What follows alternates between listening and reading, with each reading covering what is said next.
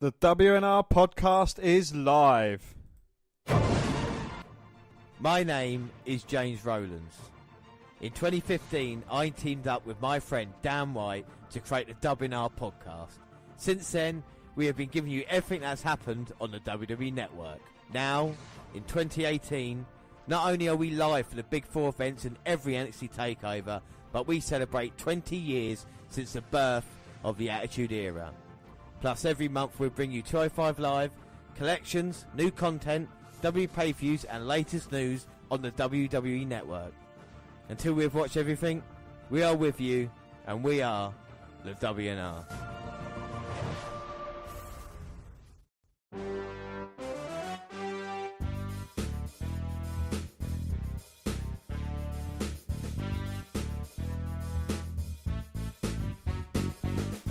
Yes, hello, I am James Rowlands, and as always I'm joined by Dan White. And it is today WNR152 Part 1. It's NXT Takeover, our live show. And I'm just so excited to be here. But before we do anything, and we get on to anything else, let's start with the alternate intro.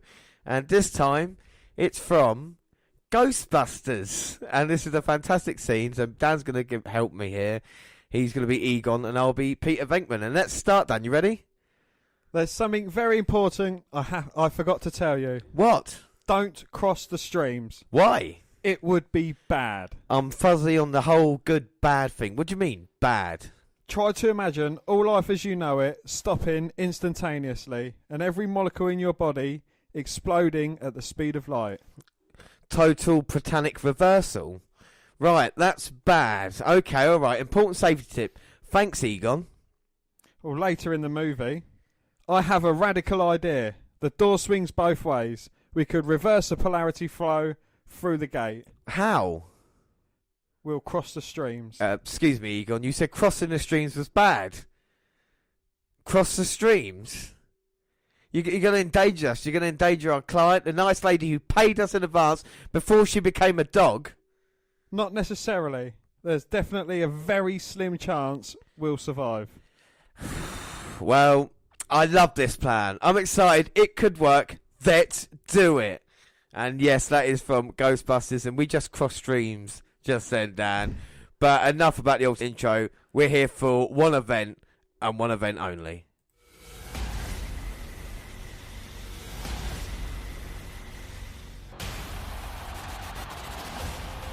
Andrade Cien Almas defends the NXT Championship against Aleister Black. NXT She-Hulk, Ember Moon battles Shayna Baszler for the NXT Women's Championship. Former best friends turned bitter enemies. Johnny Gargano and Tommaso Ciampa in an unsanctioned match. The stage is set. This is going to be awesome.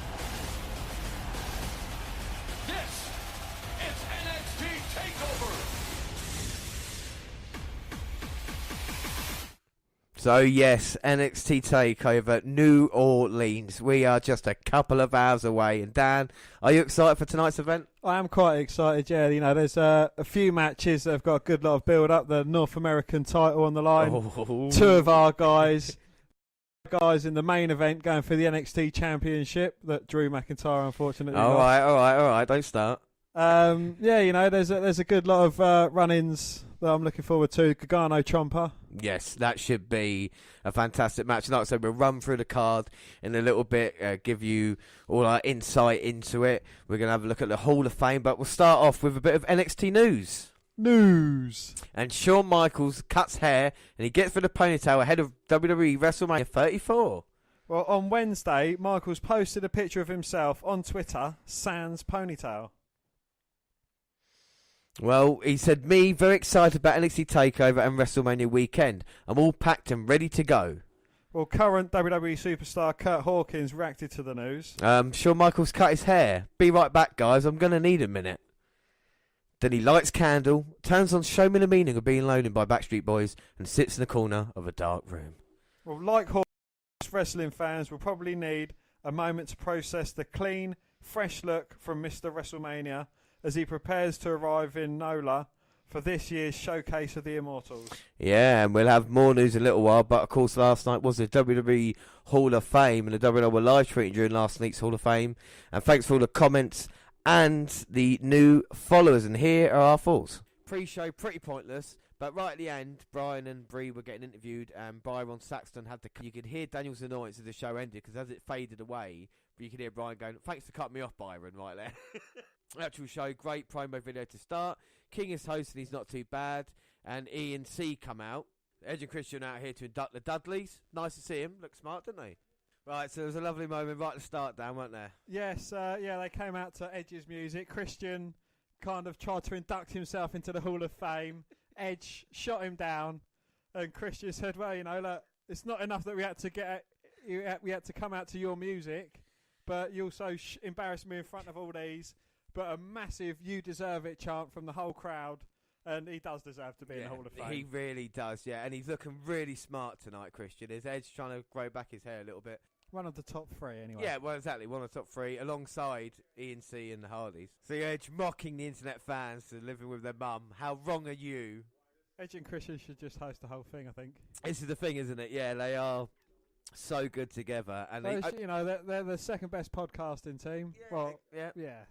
And they should be on the WWE Network as a program, and they should be hosting rather than having these kind of boring interviewers. The kind of Todd Grisham / Tom or Todd Phillips. Someone like Edge and Christian, a little bit. They could separate as well and then come together during like the major interviews. So they're introducing the Dudleys now. I don't find that funny. So yeah, a couple of jokes. I think Edge and Christian fumbled a couple of times. They did say the Dudleys, without the Dudleys, Edge and Christian and the Hardys wouldn't be who they were today if it wasn't for them, which we've talked about on the tag teams, haven't we, Dan? About what the Hardys, Dudleys, and Edge and Christian did for each other, basically. Yeah.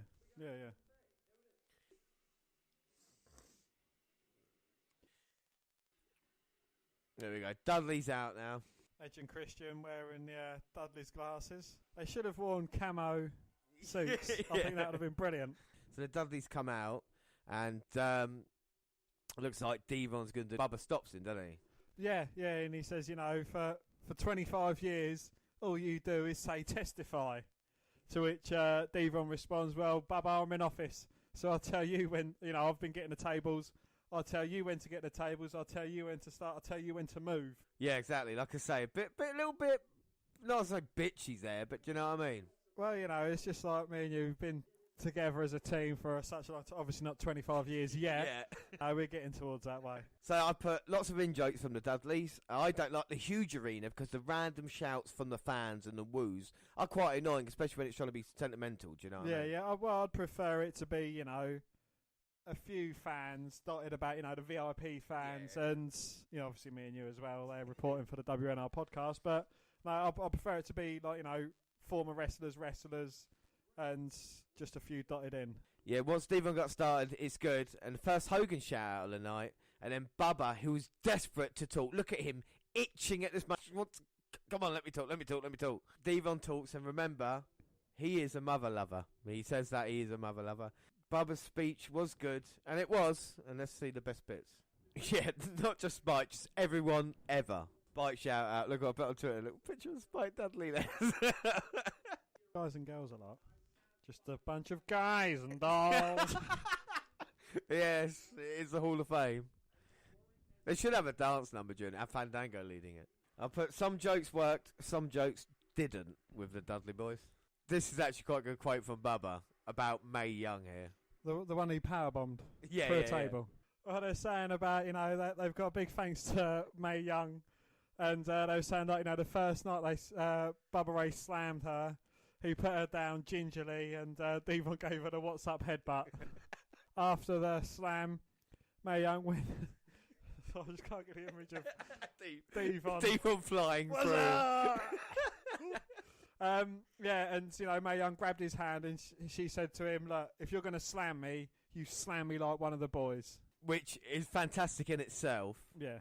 And then he goes on to say that Mae Young was the toughest man he'd ever met in his life. Yeah. It's true. Well, he says there's a moment that they need to do that hasn't happened in 15 years, and they call out Edge and Christian, they call up Matt and Jeff to come up here as well, and they're all just going to join on the stage in one last fitting embrace because, you know, as you know, we voted them the top 3 tag teams. Yeah. The order doesn't really matter. No. Brilliant embrace. Yeah, Jeff Hardy and Devon obviously got a special handshake. Do you reckon the Matt and Edge embrace was a bit... Yeah, hello, Winky frosty, buddy. yeah. Wonderful. Well, you know, he just goes to say that without these 4 guys, obviously referring to ENC and the Hardys, they wouldn't have been over as they were. And, you know, I think all 6 of them helped each other out. You know, I think all 6 of them put each other on the map. I know they put themselves on the map originally, but all of them TLC matches that, you know, we love and adore so much is kind of helped it out. Yeah, without a doubt. And the Dudleys carry on talking. All of a sudden, their music plays and they get stopped by a producer who said, unfortunately, time has run out.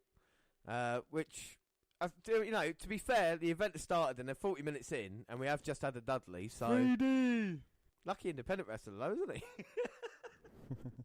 Get the tables! Devon hoists up the producer and Bubba puts him through. The Dudleys WWE Hall of Fame 2018. I thought it was great, yeah. You know, and it is a great fitting end to their speech as well, you know, putting someone through a table. Yeah, the whole thing. I thought it was great. Yeah, so up next it is Jimmy Hart, and I've just got a few notes about this one. Oh, I should say, and this is a note for the night, basically. When mentioned in the speech, don't feel the need to stand up, because it takes up a lot of time when you're mentioning the amount of wrestlers that Hillbilly Jim is. Right, so the Hall of Fame is going to be longer than WrestleMania at this moment in time, because we are, an hour and 15 in, and Hillbilly said he's going to be quick about it, and he's been talking for half hour already. I think it's a great moment with the TLC teams, but the table spot, in my opinion, but still. Jimmy next, and he's read Hillbilly's wiki page, apparently, because he just go through all the things. And after a longer than usual intro, and Jimmy talks quick, it's Jim. And I think we all want, Dan, a WrestleMania 3 reunion, don't we, for this Hall of Fame? Yes, of course, we want a WrestleMania 3 reunion of Hillbilly Jim, Haiti Kid and Little Beaver. Yeah, there you go, that's the two. We want to see little people. This is a great joke, all right? There's obviously no Bruce Swayze fans here, because Hillbilly comes out and goes, one guy helped me out, Bruce Swayze. No reaction whatsoever. I thought that was a funny joke. Who was Bruce Swayze? It's just a wrestler helping no one knows. Jim says his speech is short, but he's like the opposite of Hart. Like, so how quick Jimmy Hart speaks, how slow Hillbilly Jim speaks. Just listen to his cadence here. I literally thought my network was on slow-mo last night when I was watching this. I thought, I don't know what's going on here. I weren't sure. Last Ninja tweeted and said, Hillbilly Jim should be Braun Strowman's uncle in a storyline. I think that works. Yeah. Mike DeSorbo tweeted, 4 horsemen killing the red carpet here tonight. We should say Banks, Lynch, Bailey and Charlotte were all 4 there. horsewomen. 4 horsewomen. So this is going to take 5 years. Then from on Twitter we saw empty seats at WWE Hall of Fame. Look at the empty seats there, Dan. Can you see that? Wow, there's loads of empty seats. Which have quite higher up and stuff like this as well. Hillbilly's still talking.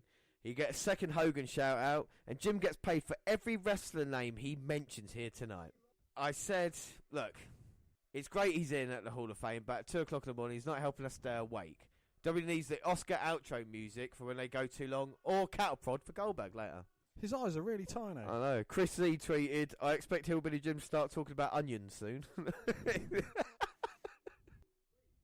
And Cara Hoffman said, the more Hillbilly Jim talks, the less Kid Rock does. So that is a bonus, I suppose, as we carry on the Hall of Fame ceremony. So after that amount of time, it is Ivory. She's getting inducted by Molly Holly. And Molly did quite a nice speech for Ivory coming out. Short, sweet, but on point, saying about they've been friends for a very long time, the amount of impact Ivory's had in the business. Look, if Hillbilly can talk for 2.5 hours, Ivory's allowed to be drunk and sing out of tune, Dan, isn't she?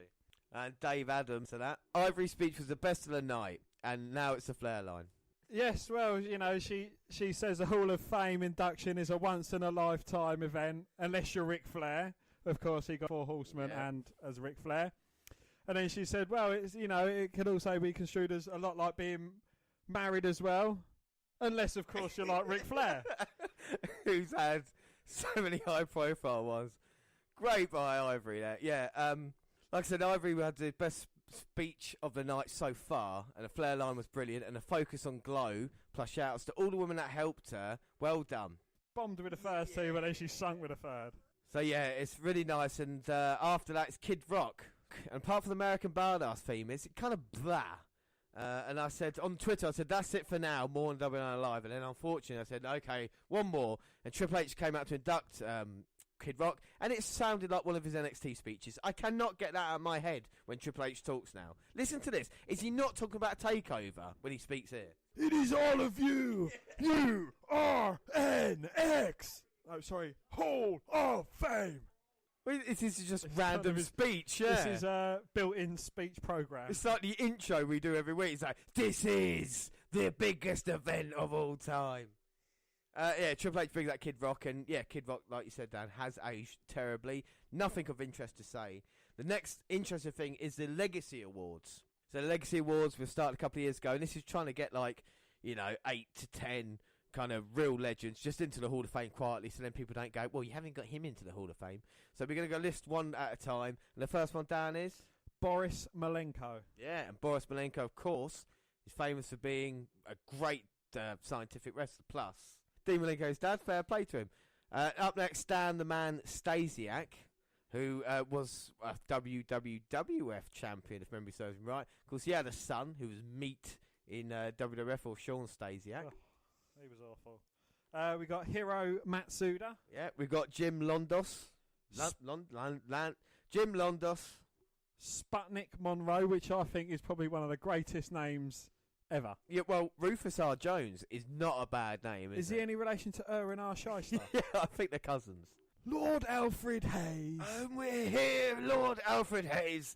I wouldn't mind Lord Alfred being a proper induction, but at least he's in the Hall of Fame now. Yeah. Dara Singh, of course, very famous Indian wrestler. Cora Combs, one of the very early women wrestlers. Yeah, a true pioneer. And El Santo, we talk about Mexican wrestlers as well. Legendary in the country there.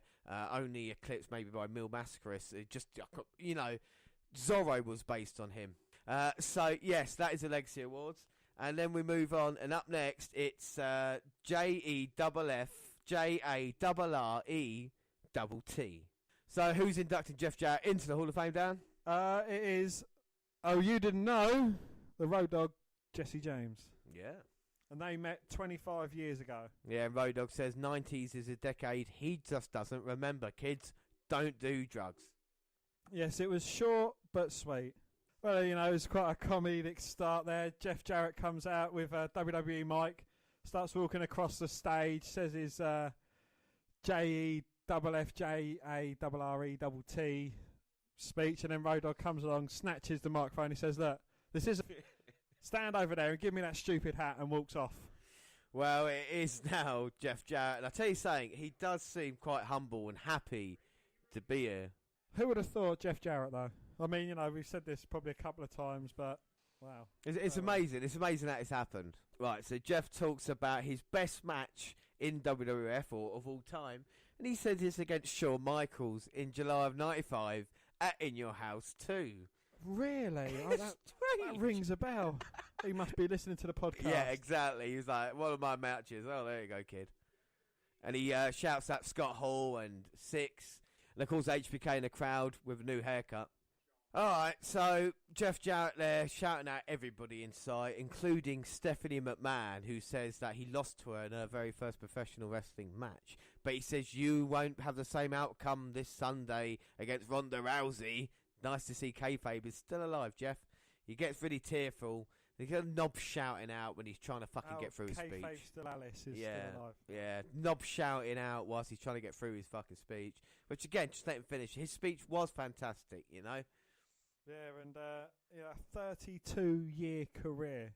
It's unbelievable, really, when you think about it. Not that longevity that he's had. Yeah, he thanks his wife and kids and his dad, Jerry. There's a slight TNA chant, and he loses it when he recites the poem at the end. Look, the guy's asleep. The guy next to Scott Hall now is asleep. Oh, that one. Yeah. And he gives a shout out to The Miz, being a great Intercontinental champion. Well, he's definitely lost it then, hasn't he? Super kicked by Chuck Norris 20 years ago, and he's only just got up.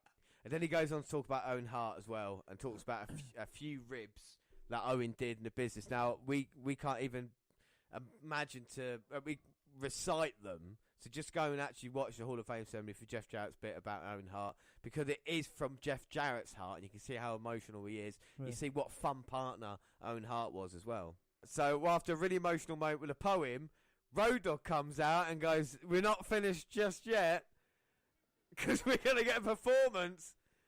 My daily heart on the ball, but the can on the clock keeps spinning too slow, 'cause I can't wait to be alone with my baby tonight." Come on, Dan, sing along. With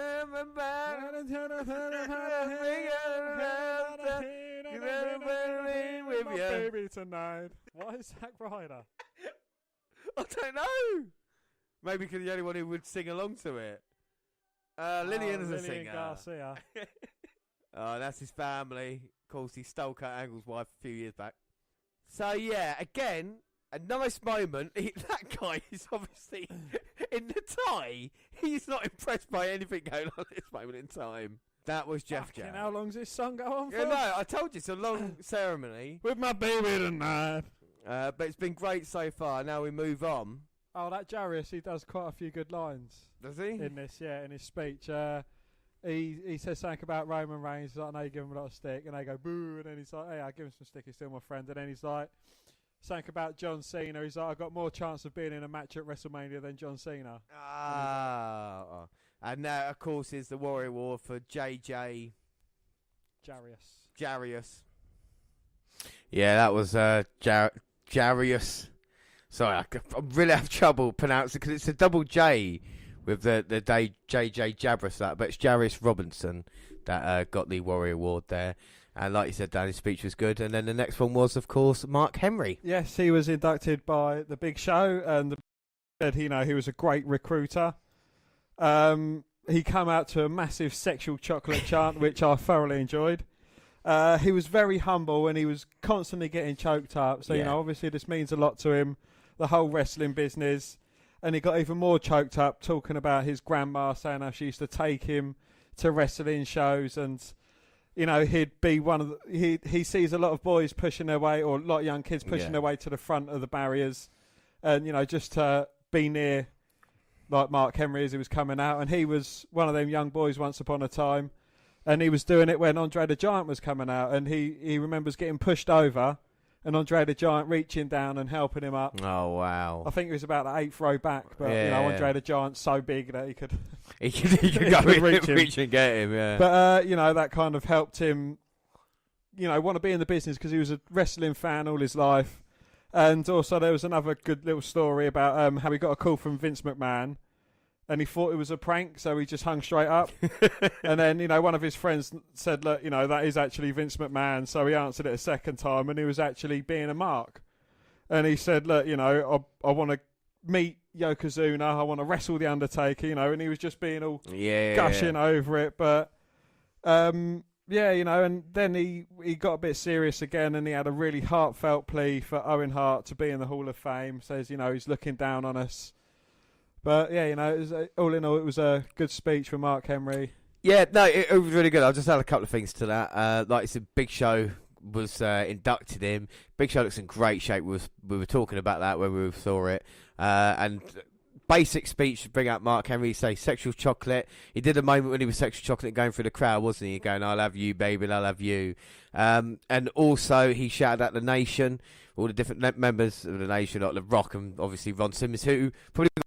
out of all the speeches have been, you know what I mean? Well, between him and Stephanie McMahon, I think most of them got, a lot of mentions. And also his family were there, and we saw his son wearing the old salmon jacket, didn't we? Which Mark Henry famously wore when he turned on Cena when he was meant to be retiring, and he didn't. He donned it towards the end of his promo as well. And then, of course, after that, it was the your man, Dan, your original guy, William Goldberg, who was the main event of the Hall of Fame. And, they kind of explained why it was Heyman that inducted him. Well, brought him out, called him out and inducted him. But, Heyman comes out in full character. My name! Yeah, exactly, yeah. And then, kind of briefly breaks character to say what a great dad Goldberg is, and if he could be half the dad that he was he'll be a great success. Yeah. And then he goes straight back into character with a massive WrestleMania promo against, Brock Lesnar and Roman Reigns match. Yeah, well, which I think needed, but hey, Heyman can basically do what he wants, can't he? Yeah. Pretty much, yeah. He had his classic entrance from the back. They knocked on his locker room door. He come out surrounded by security guards and obviously came out. I was hoping there was going to be some, his sparklers. Yeah, but you can't really have that at the Hall of Fame. No. So, yeah, Goldberg came out. I mean, at this point, I should say, we were about 4 hours in to the event. When you consider there was an hour pre-kickoff as well, or pre-show, whatever you want to call it. So it was 5 hours at that point. I mean, we flaked out, the WNR podcast did, I think, just before Jeff Jarrett. And there was still like 2.5 hours left to go. But Goldberg still had his speech, and I was a little bit worried about it. But what were the kind of main points that Goldberg had?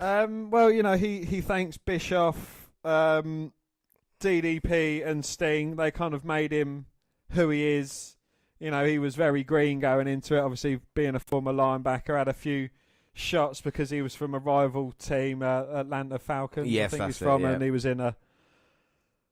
was in rival territory. But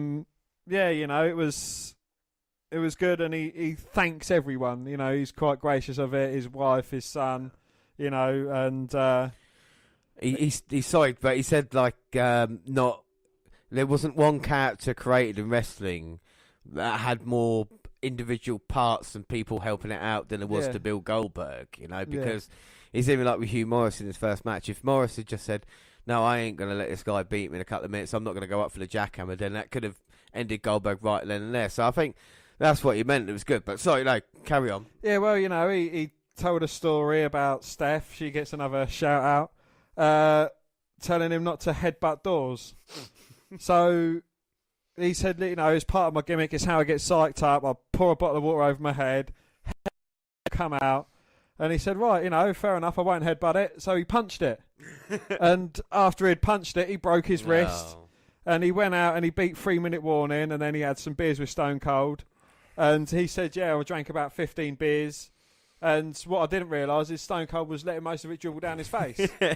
So he kind of ended up a bit rat-ass. Yeah. But, it was good. But I think the problem was at this time as well, you showed me the picture. Yeah. Obviously, people were tired. So, I mean, the picture Dan showed me was kind of empty seats everywhere, wasn't it, for the Hall of Famers? But it wasn't the fans. It was actually the wrestlers, the former wrestlers. They was emptying out. I know a lot of them have got a long day in a couple of nights' time, but, it's still... It's still respect there, isn't it? Everybody sat through the Hillbilly Jim one. He thanked Eric Bischoff, of course, thanked JR. He said JR was the first person he rang when he wanted to get into the wrestling business. Of course, JR was a big part of him back in 2003. And, with Goldberg's speech, I thought it was good, but it wasn't great. What were your thoughts on the whole kind of Goldberg thing? It wasn't as entertaining as the other ones we had seen, but, it was just basically Goldberg thanking everyone. There was one quite interesting point about being the first ever Jewish champion. Oh, yes, there was. Yeah, he did say that. Yeah, the first ever one, WWE champion, and he's in the Hall of Fame. And, of course, the first original ECW act in the Dudley Boys getting inducted into the Hall of Fame as well. So there's a couple of firsts in this one. Like I said, I like Goldberg's one, but I thought the speech of the night, for me, was, I'm going to say, Jeff Jarrett's. Would you have not gone with Ivory? I nearly went Ivory. Right? Yeah, Ivory was really, really good. But I got to say Jeff Jarrett, just because of the kind of pure emotion that was there. And they all of them seemed happy to be inducted into the Hall of Fame. I know people mock the Hall of Fame and say, oh, it's not a real thing. Just seemed really happy to be acknowledged and to have that chance. And yes, Hillbilly Jim went 2.5 hours. But it's his only chance. It's not going to happen again for him. So I thought it was good. What are your final thoughts on the Hall of Fame ceremony? Yeah, there was this entertaining moments. There was some really heartfelt moments.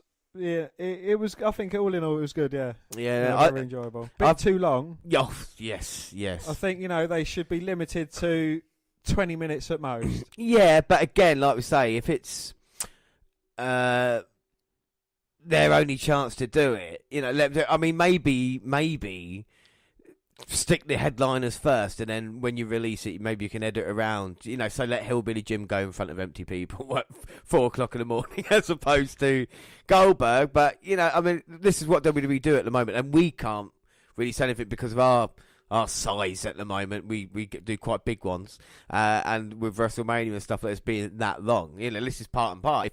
If WWE shows are 2.5 hours, then our podcast will probably be about 90 minutes as well. So, but anyway, that's what we're doing. We were live tweeting last night, and we're here live today. Hashtag WNR here tonight. NXT Takeover, just so close we can almost touch it. But of course, we have great fans across all the social media, and we're going to do a few shout outs now from Twitter, Google Plus, or emails that I get sent in. So Dan, do you want to start us off? Well, we've got Chris Dixon, and he said Hall of Fame was too long, but really looking forward to Takeover. Yeah, I agree with you. It was a very long show, especially with the hour before. And yes, I am too looking very forward to Takeover. The first time we're going to get to see Ricochet and EC3. Yes, my man. Gargano, Ciampa, this kind of, build up that's been going on for a while. Yeah. A triple threat ladder match, as we say, we've got loads of matches. Like I said, we're going to have an in-depth look at the card in a little while. And like I said, Hall of Fame was too... But I think Hall of Fame was too long. Sorry if I can finish my own sentences. Hall of Fame was too long. But I feel like everybody there deserved to be there. There wasn't a Coco Beware this year. No offence to Coco Beware, but it wasn't someone you're like, hang on a minute, they don't deserve. Maybe apart from Kid Rock. But hey, Tracy Patton, who's a regular listener to the podcast, said, who will be the NXT champions at Brooklyn? Which is in all... This is a really good question. Who do we feel will be champion in, 4 months' time, is it? No, May, June, July, August. 4 months' time. So, Dan, why don't you tell me who will be tag team champions? Go on. As long as it's not the undeserving era, I couldn't care less. Because this problem is it might give away some of our predictions for tonight if we feel they're going to go. In 4 months' time, who will be the champion at Brooklyn? It will be Lars Sullivan. That's who I'm going to say. NXT champ. I'm going to go with Killian Dane. Yeah, there we go. NXT Tag Team Champions. It's going to be Mustache Mountain. Definitely, I'll go with that. Go with you on that one. Yeah. Women's Champion Ember Moon. Shayna Baszler. Oh, and of course NXT champ. No, we've done NXT champion. North American champ. Well, Ricochet. It's going to be Ricochet. Yeah, Ricochet. Yeah, we all know it's Ricochet. And I think that's it. UK champion. Well, Pete Dunne still. But it's a great question. But yeah, we don't really want to give too much away. We'll probably answer that a little bit more in future episodes. Next one, Dan. Ivory's speech was great. Hope Moon and Baszler steal the show, and that was from Faye Vanham. Yeah, and like you were saying about Ivory's speech, go on. Yeah, she was drunk, she was singing, she was having a good laugh. It was brilliant. Yeah. Wasn't it? They should get them all drunk and just say, look, no script, just go out there, have a laugh, do your shout outs, and that's it. I usually like my women drunk as well, Dan. So it's exactly. Just let your hair down a little bit, have a bit of fun. And Baszler and Moon stealing the show at Takeover. There is so much that could steal the show at Takeover, but I'm really looking forward to this. I'm treating it as a kind of, I want to say real matchup, but like Baszler and Moon, two completely different styles going together. Has Baszler got Moon's number? This is what we're going to see, and I think every match at Takeover, and I think every match at WrestleMania this weekend can possibly steal the show. We talk stealing matches. You could argue for all of the 18/19 matches that we got. I'm counting the Undertaker Cena if it happens. But like I say, it's all good times at the moment. It is, yeah. Again, there's a fair few matches that could steal the show. A lot of people have been saying about the Gargano Ciampa match. Just a heated rivalry between them two. Yeah, I mean, Abby Gosling wrote in and said Ciampa Johnny talk about matches stealing shows for each other. I mean, Johnny Gargano and Ciampa one, like we said, so much emotion into it. And then Joyce Keys emailed in. Dan, what'd she say? I think you should read it. No, I want you to read it. I want you to read it. Well, everyone's entitled to their own opinions, and Joyce Keys said Adam Cole is one of the greatest wrestlers in the world. He deserves the NXT title. Well, I'd like to see him try and take that off Aleister Black when he wins it tonight. Oh, so you're saying Aleister Black is going to win the NXT title tonight then? Very interesting. We have done our predictions. We will bring out, in a week's time, the NXT Takeover New Orleans, the actual event itself. We'll do predictions, but we'll explain all that to you. We're here live at the moment, basically building it up, looking back at the Hall of Fame, and at the moment doing your shout-outs. And Adam Cole... Maybe we have been taking a bit of a blind eye to him. Maybe he's really talented, Dan. But at this moment in time, I've not seen a lot of it. I've not seen anything that impresses me. You know, I've not seen anything that I haven't seen anywhere else from any other wrestler. Yeah. You wait till you see Ricochet in the ring tonight, and, you know, you'll see real talent. Yeah. That's what I'm going to say. And then Ryan Hurley said, should NXT go 2 hours? Now... Again, really good question, and this is up for debate, really. You know, should takeover events have more than 5 matches? You could argue that this takeover could. Cross the match in there. Maybe if Pete Dunne wasn't involved in tag team, have a UK title match. There are room there, but again, another hour would add so much to NXT in a way, and it take away so much, because I think that's what makes it different, you know? Well, I think, you know, with the hour show each week, that is perfect, because they don't focus on every single thing at once. They just take, normally it's 1 or 2 rivalries, and they're adding fire to other rivalries. But, you know, you've got a few matches spread out through the card, and I think that's perfect. And then, yeah, the runtime for takeover events is brilliant. I think, you know, on the other side of that, the WrestleManias and the WWE pay-per-views, I think they're far too long. Yeah. You know, with the pre-show, the build-up, then the Raw or SmackDown talk, and it's just, you know, far too much. And then they're still kind of carrying it on the next night on Raw, then the following night on SmackDown, you know, so it's... Yeah.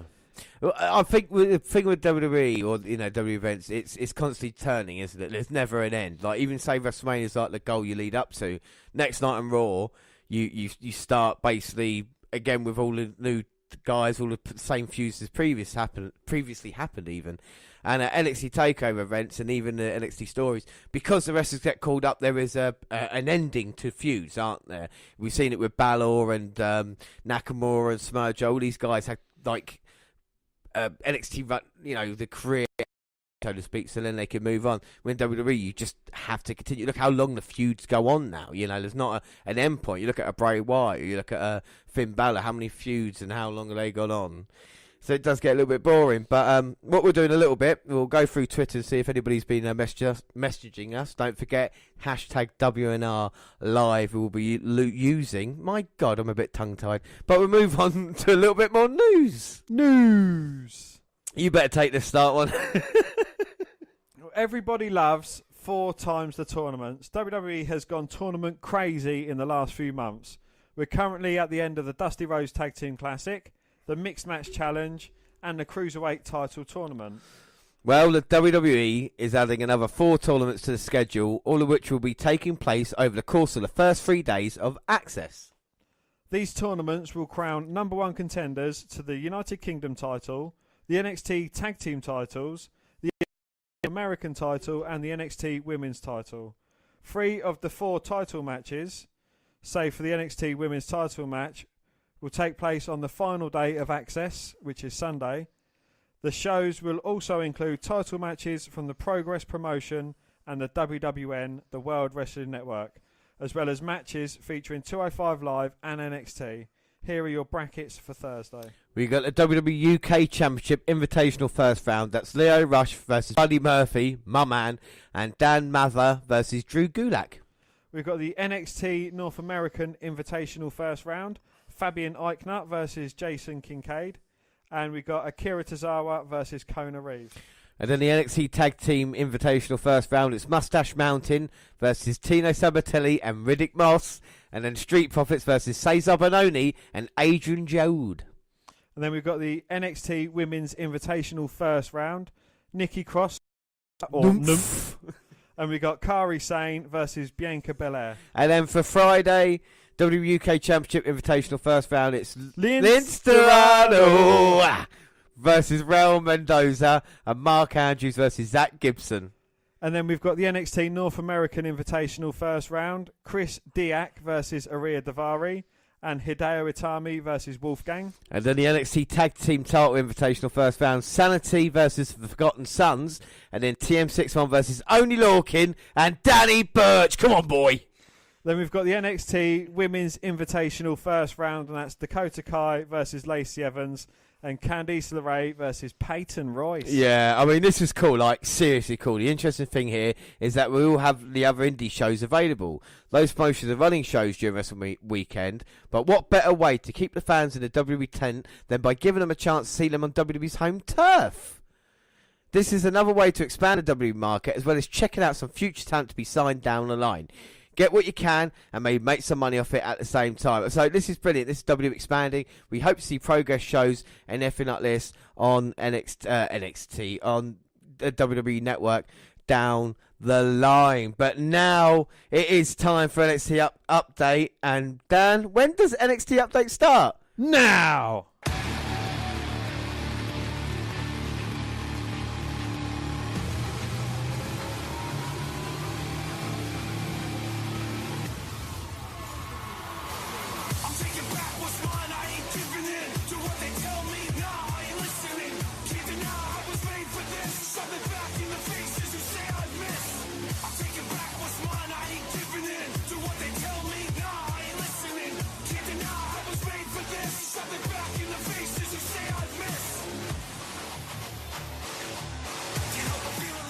So yes, it is NXT 442, April 4th. Okay, well, Charlie Caruso is in the Dusty Gold Centre. She catches us up on the road tonight's final and reminds us about the news regarding Bobby Fish's knee and the questions that raises about the title match at TakeOver. The Authors of Pain versus Roderick Strong and Pete Dunne match will start this week's episode. Well, Nigel McGuinness, Percy Watson, or Percy Jackson, and Mauro Ranallo welcome us to the Full Sail Live, and begin introducing that first match, which is, like I said, Authors of Pain versus Roderick Strong and Pete Dunne in the finals of the Dusty Rhodes Tag Team Classic. And Dusty Rhodes embodied the American Dream. Will the American Dream come true tonight for Roderick Strong and the Briton, which is Pete Dunne? The Bruiserweight getting a huge Bruiserweight chance. Massive Bruiserweight chance, but Carmen Rezar straight to work on Roderick Strong. Quick tag, punch him in the midsection. Yeah. Trying to get this match over and done with as quickly as possible. Well, this is how the Authors of Pain, how easy they dispatched the Street Profits in the last round. With Strong and Dunne, they had a really tough match, didn't they, with Sanity? So you got to think the Authors of Pain have had it easier. Strong trying to fight back, but cowers into his corner. Oh, Razor wants to go. Well, Pete Dunne doesn't mind facing off with Razor. Well, he is the Bruiserweight. Of course, he is the WWE UK champion as well. He's not been defended at NXT, but can he get a tag team title match with Strong? They've been good partners, haven't they, Dan, recently? Indeed, yes. You know, they've worked quite cohesively as a team. Yeah, there's no real problems, even though Strong has challenged Dunne before for the UK title. I think there might be a little bit of respect there. But it'd be interesting to see what happens here. Like I say, Dunne locking them up as we go to an ad break. And now both members of the Authors of Pain working over the Bruiserweight Pete Dunne. Oh, Carmen Razor been dominant in NXT, but that won't stop Pete Dunne, who tries to chop down. Well, you know, normally in the matches we've seen Dunne involved in, he's always got the upper hand over his opponent, working them down, but I just don't think that's going to work against the Authors of Pain. I think, you know, he's kind of met a match that he just can't handle. Yeah, look at Akam now with a clubbing blows to Pete Dunne. He's covering up, but it's all getting through at this moment in time.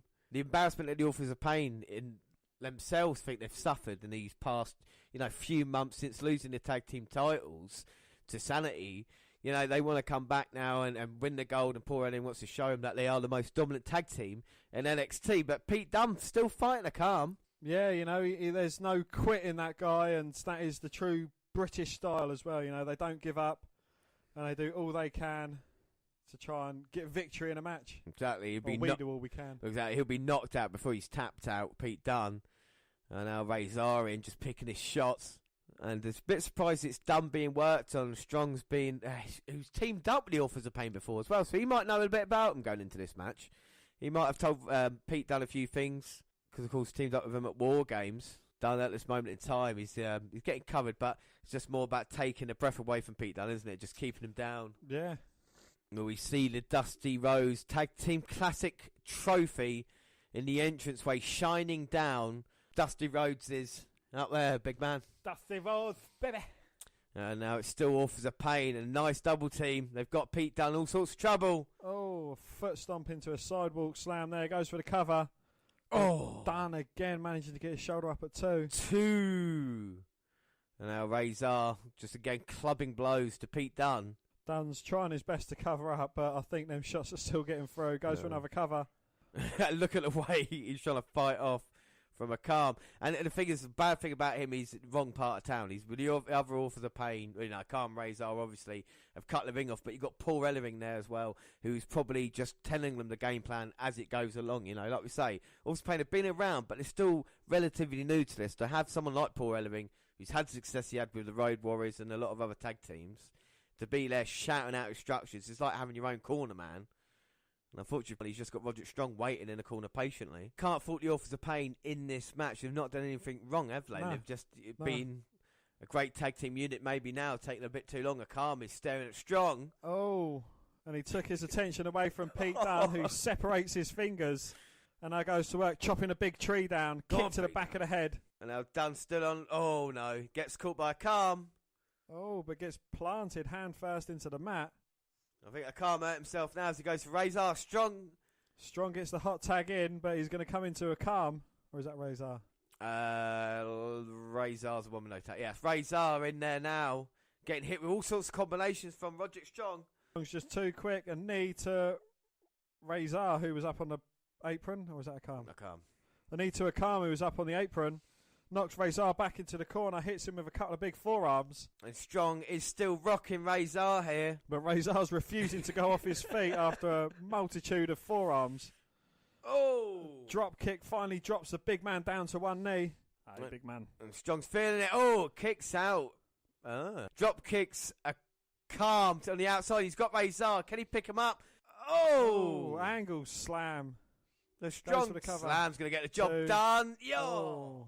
But somehow, Razor managing to kick out. Well, this is the start of all the finals we're watching. We've got Mixed Match Challenge, the Cruiserweight title tournament tomorrow. But right now, oh, look at Pete Dunne now. He's got a triangle chokehold in. Oh, but the power there. Blind tag. Oh, now they've got him. Oh! Seated powerbomb to a neck breaker, but Strong comes in to break up the pin attempt. No, that might have been over now. And now he's luring in Razor. Oh! Low bridges him, sends him in, crashing down to below. And now Akam and Pete Dunne left, and Dunne's got hold of the fingers, but he can't stop the attack. Oh! Back flips over his onslaught, tags in Roderick Strong. And now they've got him rocked. Picks him up, and the heartache. Oh! Well, the assisted end of heartache goes for the cover. 1, 2. Oh! But somehow, Authors of Pain always there, aren't they, to stop the other one from getting picked. So good at that. And now they've targeted Razor. Well, both men with a combination and a big knee. Taking down Akam with the same combination of knee and kick. And they're actually saying, yeah, this is great. Oh, well, it was great until they ran into a big boot and a clothesline. Dunne got turned inside out, and they've kicked Roderick Strong's teeth to the back of his throat. And rightfully so. We get a standing ovation from the crowd. This is great so far. Brilliant start to NXT. Huge NXT chant. All 4 men down in the ring. Well, which way is this going to go? I have no idea at this moment in time. Of course, the winners face the Undisputed Era at TakeOver the tag team titles. Whoever gets through, I want them, either of them, to beat the Undeserving Era. Oh, and talking of the freaking arseholes, they come in and spoil a great match. They can't just let these 4 guys have the credit for themselves. They have to come in, hog the fucking limelight like a bunch of undeserving twats. Oh, my God. So, yeah, they're worried about this. They don't want to face either team, so they're just assaulting Pete Dunne and Roderick Strong. This is disgraceful by the Undisputed Era. It's disgusting. And with a picture of Dusty Rhodes looking over them, they act like wankers. Well, this is it. They're destroying the heritage that Dusty Rhodes, that all these other wrestling legends have brought, all the people that have gone through NXT, and they're disrespecting them right now, and look how happy they are with themselves. Oh, Kyle O'Reilly and Adam Cole. Adam Cole is even worse than Kyle O'Reilly, isn't he? You know, like, well, after that, that brings out General Manager William Regal. And he gives Cole and O'Reilly props for being smart, thinking if there's no Dusty Classic winner, they won't have to defend their tag belts in New Orleans. But they weren't smart enough, because at TakeOver, Regal is booking a triple threat. Authors of Pain versus Strong and Done versus Undeserving Era for the Dusty Cup and the tag team titles. So what a huge match that is going to be at TakeOver. 3 teams, like I said, Dusty Classic on the line and the tag team titles. Who will walk away from that? We're going to find out in a little while now on the live show. Well, I don't care who wins, as long as it's not O'Reilly and Cole. Well, we get a hype video for the North American title featuring brief promos for My Man EC3. Velveteen Dream. Adam Cole, of course. Killian Dane. Lars Sullivan. And my man, Ricochet. Well, Johnny Gargano and Tommaso Ciampa's story gets a recap video to remind us why it's just so fantastic. Yes, and we see the recipient of the Johnny Gargano Award for most beat taken ever. Yes. So next match is Kairi Sane versus Vanessa Bourne. Well, things actually start out fairly technical, but after Sane gets a couple of roll-ups, Bourne takes control. She sends Kairi face first into the turnbuckle. Very nice by both ladies. I mean, we are big fans of Kairi Sane. Of course, coming off the defeat to Shayna Baszler. And, of course, Jessica Carr officiating. Yes, and Vanessa Bourne was in the Mae Young Classic as well, so it's good to see her. Oh! But she's not happy to see Kairi Sane. A one-woman flapjack there. Sane away, and nice elbows by Vanessa Bourne. Well, yeah, Sane might have won the Mae Young Classic, but she's still got a lot to prove here in NXT. Yes, well, again, in the Mae Young Classic, she had probably the greatest 4 matches we've seen her in. She managed to beat Shayna Baszler, who's going for the Women's Championship later on tonight. So, it's a bit of a turnabout. Even though she lost in the final, she's still getting further than Kairi Sane is. Yes. Well, let's not forget, Sane might need a little bit more time. And, of course, with Baszler, she's the baddest woman in NXT. So I'm not saying Sane was a fluke victory over Baszler, but since their impact in NXT, Baszler has been the more dominant one. I wasn't that impressed by Vanessa Bourne. No disrespect to her. She's... I don't know if the women they've let go, I don't know if Vanessa Bourne deserves to still be around. Is she just going to be a glorified jobber now? Well, she probably won't be around that much longer because Kairi Sane hit her with a beautiful running spear, backing Bourne all the way up into the turnbuckle.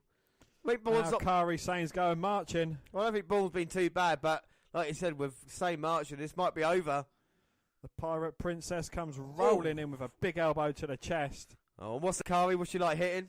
The insane elbow. Oh, wow. It's more of a phenomenal elbow off the top. 2. Oh, but Bourne managing to get the shoulder up at 2. 2. Maybe that's what helped Bourne out, was the fact that she got up before Sane could have full impact. But Sane... Now it looks like she's going to go for the... No. Well, I thought she was going to go for the insane elbow, but she gets cut off by Vanessa. Now both women in no woman's land. Uh-oh, and Bourne's trying to suplex Sane. It's like a huge victory, biggest victory of Vanessa Bourne's life, if she could beat Sane. But bit of trouble. Oh, dropped into a trio woe, and Sane's still up there. Oh, double foot stomp to the chest. Shit, Sane. Shit, Sane. Shit, Sane. Now Kairi's back up. Well, will she finally get to hit the insane elbow? Bang. Hits its mark.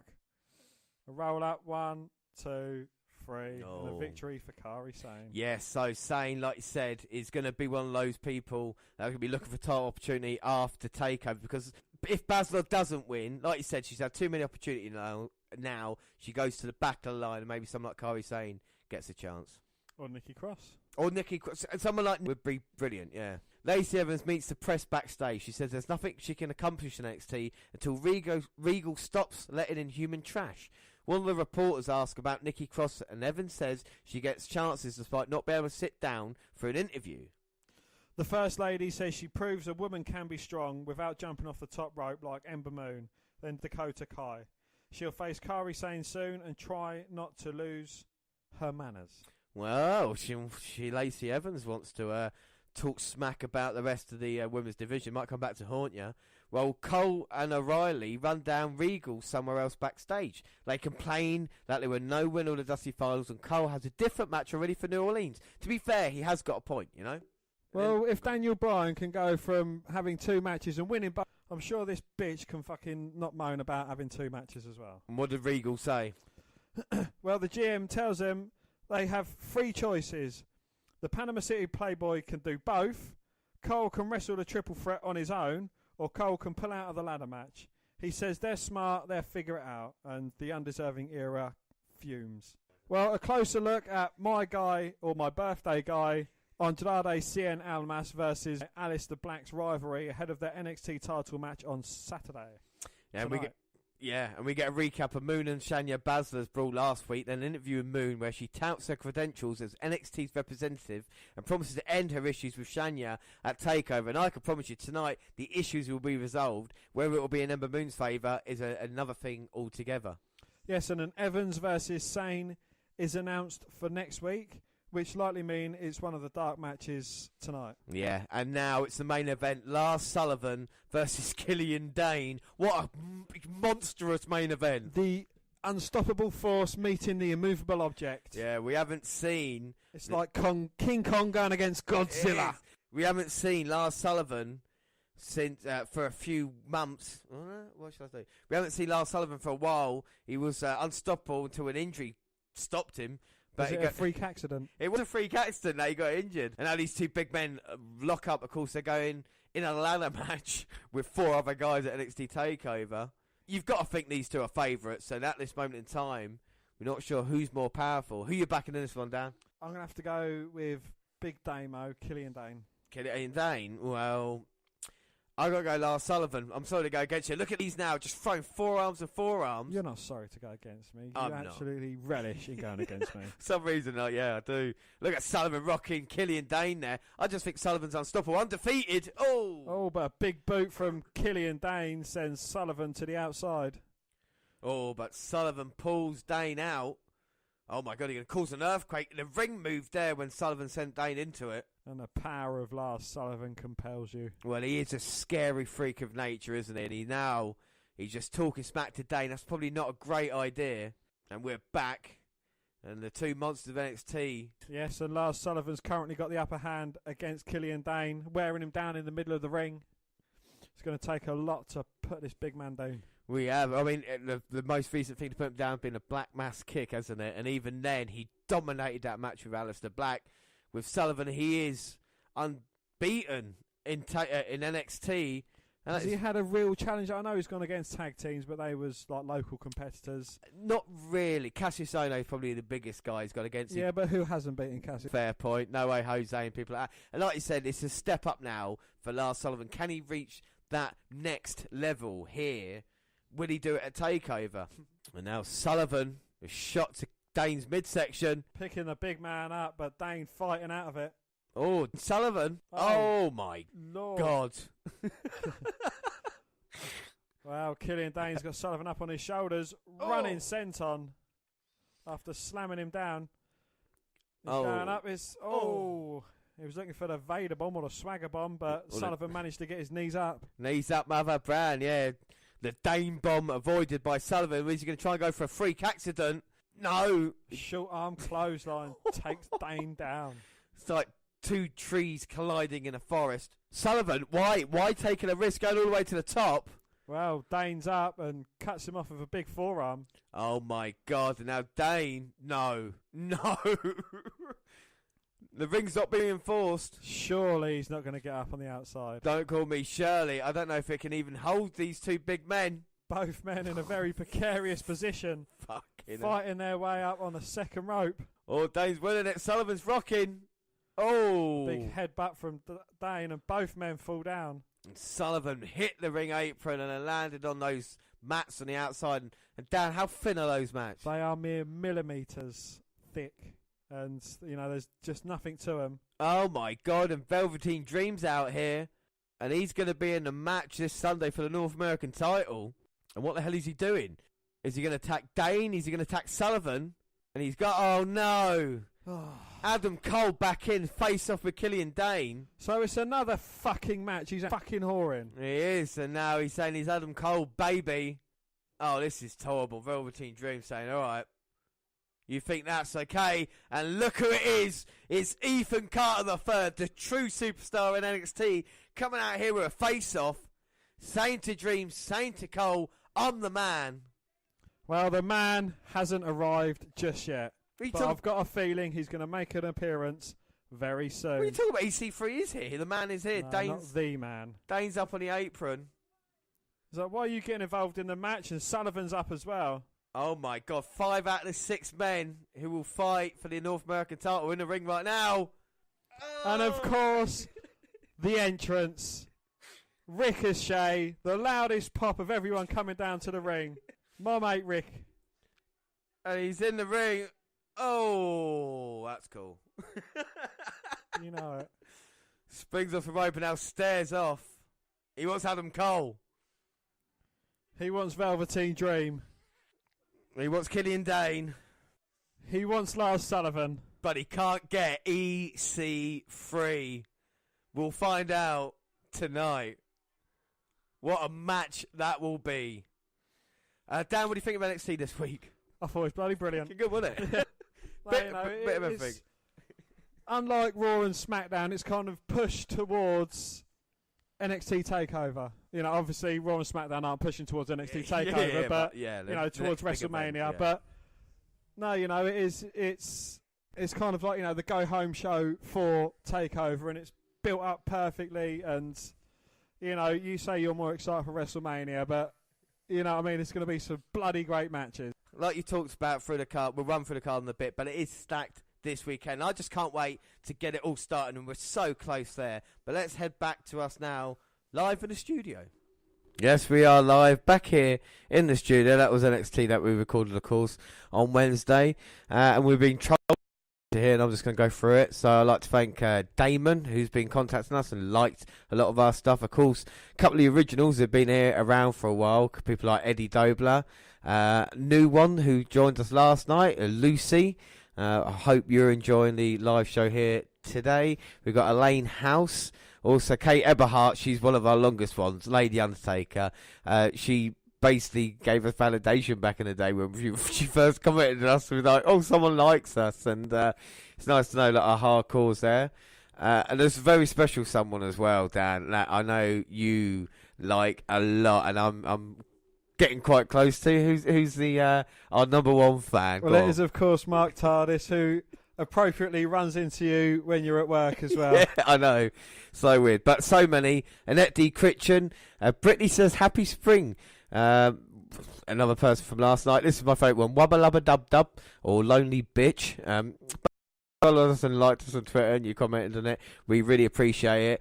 And as I speak just now, we just got another tweet come through by Travis as well. So there's a lot of stuff going there. Of course, go on to @WWE Network Review using the hashtag WNRLive, or we'll be looking at NXT Takeover ones as well. Of course, SoundCloud, across Google platforms. You know, send us an email at WNRpodcast@gmail.com. That's where we get most of the shout outs from. But there we go. That is that. End of the show, because even though WWE's kickoff had just started, we started an hour ago, and we've covered so much. Hall of Fame, and of course last week's NXT. But Dan, I think it's time now to start running through the card. Be fair to say? Yes. Yeah. Where should we start? Well, pick a match, any match, and then we'll start talking about it. Well, I'm going to go for Johnny Gargano versus Tommaso Ciampa in an unsanctioned match. If Gargano wins, he'll be reinstated to NXT. If Ciampa wins, will be banned from NXT. Yes, and it could go either way. We're talking about the finish. I mean, the thing is, Gargano going away from NXT, that's not going to happen. Well, the thing is, if he goes away, he goes up to the main roster, Ciampa could go as well, the feud continues, you know? So there is so much passion. I personally feel it's WWE's greatest story they've told this past year. Go on, Dan, you've got a twinkle in your eye. Is it like like the Kevin Owens and Sami Zayn feud, you know, together through everything, and then bang, they turn on each other? You know, will they team up again when they go onto the main roster and then fall apart? No, I don't think they will do that. I think it's a blood feud now in NXT. they've really kind of turned the screw. If we ever see DIY again, I'm not sure. That was something that just the guys were given something to do, and then they turned it into this story. For me, it's like the Rockers. You know, when Shawn Michaels turned to Marty Jannetty. Same with Ciampa. I'm not saying Gargano is the Marty Jannetty of the group, but when Ciampa did turn him, it was a shock, especially after a classic match that they all had NXT Takeover, and just the kind of the hatred towards the two. Ciampa costing Gargano his chance to be in NXT for the NXT title. It's just a perfectly told story. And then Gargano coming back in the crowd having a mask on, wasn't he? Surprising Ciampa, beating the hell out of him. It's just, for me, it is the best told story in WWE right now. I'm so looking forward to it. What are your thoughts on the Ciampa? Yeah, you know, we're going to get, if Johnny Gargano is going to win the award again this year for most punishment taken in a match, you know, it could well happen. Go on, then, your turn to pick a match. A bigger match, you know. Just about the Gargano Ciampa thing, it's that if they give it time, which they will, it can absolutely be a classic. We talked earlier about stealing the show. It's a story, it's a match. Everyone's been a fan of NXT these past 2 years. They want to see Johnny Gargano and Ciampa get it on. And it's one of these things where we think they really don't like each other. And I'm really, really excited for it. But yeah, so next match I'm going to pick. And there's so many, but I'll tell you what we'll do. The NXT Women's Championship. Ember Moon versus Shayna Baszler. I mean, I've been a huge fan of Baszler. Well, ever since she debuted in the Mae Young Classicals, picked her, she went all the way to the final. I think Moon can handle Baszler. I think Baszler's got a number. I think tonight we're going to see a new women's champion. Dan, what do you reckon? I don't know, again, because, you know, there's a few people that haven't been kind of mentioned in here. You know, the Sanity, they've not got a match, so, you know, will Nikki Cross kind of be involved in the outcome? Will she try and make herself the new number one contender? You know, we don't normally, from the Undeserving era, getting involved in matches they shouldn't be. We don't really get anyone else. I know Sanity have done it in the past, but I don't think maybe Sanity, but like you say, Baszler's gone around and made quite a few enemies in a short space of time. Exactly, yeah. We look at Dakota Kai, the way she beat her up and left her laying the way she did, and Kai getting a little bit of comeuppance when Ember Moon, you know, hit Baszler with the Eclipse. Kairi Sane, we've seen the assault that Baszler gave that dished out to her and get her involvement as well. So yeah, and now Ember Moon, so that's 3 women already. I don't think Baszler wants to make an enemy of Nikki Cross, because Nikki Cross brings something completely different to the table that Moon does. I think with Moon and Baszler, it's a competitive match. And now, like I said, I'm treating it like a sporting contest. You've got the Moon with the athleticism and the speed going against kind of Baszler with the strong technique. I think if Baszler gets Moon down on the mat, that is over and done with. Moon can't hit an Eclipse from there. Baszler's got her. You know, we've seen how dangerous the chokes are. We've seen how dangerous the submissions are. Yeah, for me, it's a no-brainer in this one. Moon has been an ever-present in NXT this past, year and a half, with wars against Asuka. You know, how no one came as close as Ember Moon did to actually breaking the streak. I think that's credit to Ember Moon there, you know? Yeah. You know, that was when Asuka was kind of in a tweener phase. You know, she was going between a face and a heel. She kind of used sneaky tactics to gain the victory, but gained the victory nonetheless. You know, again, if Baszler doesn't win this, she must go to the back of the queue. Yeah, I agree with you there, yeah. She needs to go down, go to the back. Nikki Cross and other people that were the iconic duo, you know. Are they going to come back to NXT, or are they going to go up to the main roster? And that will be it, you know. But again, it's a great story to be told. Can the champion try and, you know, outlast this kind of virulent challenge that's in front of her? You know, we've seen her escape a couple of times, but tonight I think it's going to be a different. For a little fact for you, Dan, because I like facting you. At the last takeover, no championships changed hands, and it was the first time that happened in, I don't know if it's ever happened before or will again.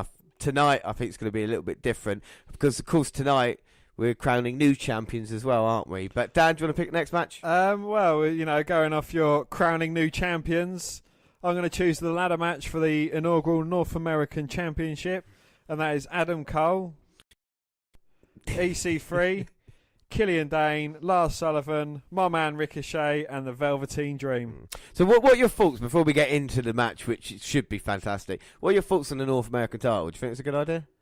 Yeah, you know, I've said for a while that there needs to be kind of a secondary title in NXT, and, you know, this would make perfect sense. Yeah. I think the UK title itself shouldn't be secondary. It should move on now and have its kind of own show around it. You know, I think that would work. A UK show, and Pete Dunne is getting involved more. Like I say, he's involved in the match that we're going to get onto in a minute. But if they treat with respect, which NXT have done, I don't see a problem. The only problem is if it's not defended at the next takeover. You know, so that means now that 4 out of the 5 matches are going to be for titles. You know, because you know, obviously have the women's tag team NXT title and now North American, so it's just one feud match. You know. Yeah, that's what I was going to say. You know, and over the next few months, you'll definitely be able to some kind of feuds. There's probably going to be a couple. You know, they might even fit another match in there, or, you know, do something else. Yeah, I know, but I like the fact of Takeover sometimes, you know, when a new wrestler debuts and he goes against whoever it is, whether it be Ty Dillinger or whether it was Tyler Breeze was back in the day, having that kind of one match where the guy debuts and then like that. So I suppose there's possibilities for there for NXT to do all sorts of things, you know, and even if they do show a match on the they don't do it at this moment in time, you know, so the options are open. But going on to the match, yeah, well, I think it is definitely a potentially show-stealing match. I mean, you know, you've got the two big forces in there, the Killian Dane and Lars Sullivan. You've got the two new guys, EC3 and Ricochet, and we've got, you know, the unexplainable enigma in the Velveteen Dream as well, and of course Adam Cole. But I to be fair to Adam Cole though, at War Games and against Aleister Black, sickening bumps. I still remember the kind of the backdrop he got onto the chairs when the chairs were inverted the other way around, you know, and I think that's really bad. He likes taking bad bumps, and I think that this is going to be the case tonight. We're going to see Adam Cole doing something mental. I think this match is tailor-made though for Ricochet, don't you? Like having a ladder match. What? If anybody doesn't know, we're going to get onto Ricochet in a little bit. But for you, what does Ricochet bring to the table here at NXT? He's got some brilliant high-flying ability. He's I can't really explain it, but you know, he's gravity-defying. You know, what, like Neville? Well, no. Neville's the man that gravity forgot. Oh, right, sorry. I forgot. Gravity remembers Ricochet, but he just defies it. Yeah. No, it's brilliant. And go to our WWE Network Review podcast YouTube channel. You can see Ricochet hitting a 620 or 630 on Will Ospreay in one of the videos that we saw. We're going to get onto that if we have time in a little bit. Because we have got some Ricochet facts and some EC3 facts, because of course EC3 is making his debut here at NXT TakeOver in this match, and I'm hoping he does sneak a victory, but I still think EC3 is going to be very impressive. I think out of everybody here, he's probably going to take him and Lars Sullivan will probably take the least amount of bumps, if that's fair to say, because again with Lars Sullivan taking another wrestler, he's going to be the kind of throwing the wrestlers around and doing something impressive like that, isn't he, you know? Well, I can't see either Killian Dane or Lars Sullivan climbing up the ladder. I can see Dane, because we've seen Dane do amazing stuff before, haven't we? Yeah. We've seen him do like a lot of bumps. I think we're going to get a big bump from Dane, whether he's if it's on the ladder or something like this. You know, I think we are going to have a little thing, a little special attraction for Dane. He'll show off his power somewhat. Who else in the match? Velveteen Dream as well. What do you think he offers in this match? Again, you know, he had a very great match against Aleister Black. I mean, a couple of these guys have had good matches against Aleister Black. I don't know whether that's down to my man Ali B or if it's, you know, just both the forces and that. But, you know, from what I've seen of EC3, he's a great performer. Velveteen Dream, again, you know, he's relatively new. I don't know, I think it's going to be surprising in this match. It brings a freshness to all these guys you can look at, and apart from maybe Killian Dane, but even then with Killian Dane, he's not had any real accomplishments, has he? You know, even the Sanity Tag team was Wolf and Young, not Dane. They've all got a bright future, you know. Look at Sullivan, look at even Adam Cole, annoyingly. You look at him and go, well, he's still kind of fresh to it. I said Lars Sullivan, sorry. Velveteen Dream. And, of course, the two guys making a debut. You know, I think this could be an offshoot. I definitely feel that it's either going to be Ricochet or EC3 that wins, and then this will lead to a North American title feud between these two. You think that's right, or am I? Yeah, no, that sounds... I might be wrong by it. My EC3 might go for the NXT title if he's unsuccessful here tonight, depending on who wins between that. So, well, will he deserve to go for the NXT title if he doesn't win the North American Championship? I mean, yeah, I can't agree with you there. I can agree with you there, but at least a ladder match, it saves a pinfall for a wrestler. Do you know what I mean? So I suppose that's quite a good thing. Oh, and we talk about it. Mark Tyler's come alive on Twitter now, and also Kevin Kendrick has tweeted in, said he loves the show. Fantastic. So we'll move on, and who else we got? What other matches are there? It's your pick, James. You've got Ooh. number 1 or number 3. Okay, so let's go for the NXT Tag Team title match. Let's go for the Undisputed Era, Authors of Pain versus Strong and Dunn. I think I did well remembering that off the top of my head. But yes, very strange, Strong and Dunn weren't thinking they were going to be involved in this match at all. I mean, Sanity were our picks for Dusty Classic, weren't they? You know? And they've kind of done this. Do you think they've done it because of the Fish injury? Well, was the pun intended? They've done it. Oh, so no. Well, no, the pun wasn't intended at all. But because of Fish, do you think that's why they've changed the match? Do you think they were going to be a legitimate winner to the Dusty Classic final, and then it would just be a 2-on-2 match? Or do you think it's always been this plan? Tell me, Dan. What do you think? I don't know. I think, because Pete Dunne isn't defending his UK Championship, I think they've kind of left it open, so they've got more faces, they've added another 2 wrestlers to the NXT card. So I think this was kind of the whole show of it. I think this is how it was going to go down anyway, regardless of Bobby Fish and his injury. I think you're right, Dan. I hate saying it, but yeah. I mean, this one is probably the one we're looking forward to the least. I think it'd be fair to say. Not in a bad way. It's just like, I know it's going to be a good match, but it's like, all the other 4, I'm just like, oh yeah, can't wait. And this one's like, yeah, all right, yeah. I just probably have to wait to get into the moment. What about you? Well, again, I was impressed with the Authors of Pain versus Roderick Strong and Pete Dunne match on NXT. I thought that was a great match until the Undeserving Era got involved. Again, it's a match that, as long as it's not Cole and O'Reilly, I don't care who wins it. I feel it is, unless they're going to introduce a new member of the Undisputed Era. Oh, no, I can't do that, can I? I was about to say, just come up with an idea. What about Roderick Strong, Pete Dunne, join the Undisputed Era? Would we be happy with that? Well, didn't he have a chance to join them before and didn't? Exactly, free treading himself. And this is what NXT does well, is that anything that's happened in the past, they stick to that kind of storyline, didn't they, Well, going off that note, there's more chance of him joining the Authors of Pain. Oh, because he did team up. There you go, Authors of Strong Pain reunion, yeah.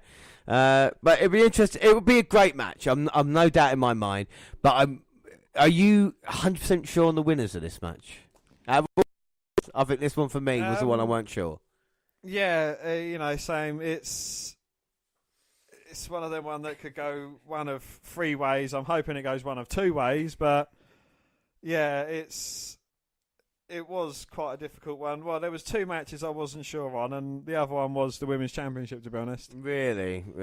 Well, because it's built there for Moon, isn't it, to overcome the odds? But excuse me. We'll see what happens. Like I say, they're all going to deliver. And then finally, Dan, the last match we haven't talked about yet. Yes, and that is the 311 boy, the undefeated, undisputed NXT champion of the world, going against another one of my guys, Aleister Black. And I don't know if it says it all, but I'm wearing my Ali B t-shirt tonight, so... I've let you not wear the Enzo one for the Ali B one here tonight because, of course, you lost the year-end predictions and predictions we all place later on. But this must be difficult for you. My guys fight off. You remember last year at NXT Brooklyn, it was Drew McIntyre versus Bobby Roode. I was split. How are you feeling now the shoe's on the other foot? Well, again, I think I've kind of taken more to Aleister Black than I have to CN, even though CN has impressed the hell out of me. He's had some great matches. The match against Johnny Gargano, for example, that was absolutely brilliant. But I'd prefer Aleister Black to win than CN. But again, we're all winners if it's a great match, and we've seen Aleister Black. He's had some great matches. CN, he can have a great match as well. So hopefully both of them together can have an epic match. Yeah, well, I completely agree with you. We've seen how good Aleister Black's been. We know how good CN is. I think CN is the most improved guy on the entire roster when it comes to change of character. You got to imagine CN. It's a bit like the New Day in a weird way, of like coming out this bland babyface being booed, and everybody thinking, oh no, it's another Sin Cara just without his mask on, smiling and doing stuff. It didn't work at all. And then Zelina Vega coming in and basically changing CN and this character, and the beauty of it as well is NXT, the booking, getting behind the CN character as well, and actually giving him victories, like you say, the amount of Johnny Gargano, and of course the victory against Drew McIntyre, which was the biggest for his life, the biggest fucking shock of my life. But CN, exactly, tonight, he could lose the title and hold his head high. He's gone for a couple of takeovers as champion. He's delivered in ring. If he go up to the main roster, I'd be very interested in seeing a CN versus AJ Styles match, or, people like that as well. I think it's a win-win here tonight. I think Aleister Black is the favourite going in, but it wouldn't surprise me.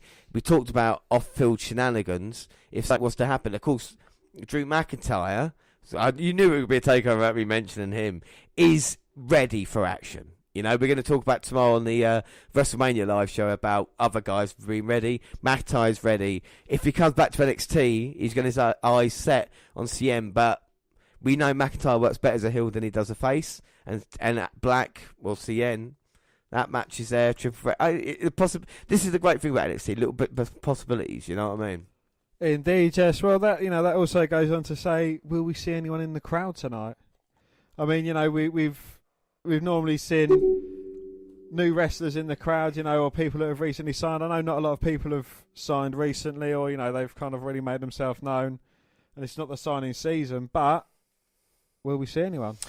Well, this is the thing, the interesting thing about this is that NXT throws up all sorts of surprises. Now, we've not heard of any signings recently. Like we said, we've got Ricochet and EC3 debuting tonight. Do we need people in the crowd? But it literally could be anyone. Just, the dream is to see like someone like Cody Rhodes in there. I know it's probably not going to happen, but, someone of that ilk to be in the crowd and be like, oh my God, he's going to be coming soon. Omega. Yeah, exactly. But because at this moment, NXT has been treating the talent great, and also on the main roster with Nakamura getting a chance, people like Oscar, the future's coming up now, So I'm happy to see it. I'll tell you what you're not happy to see.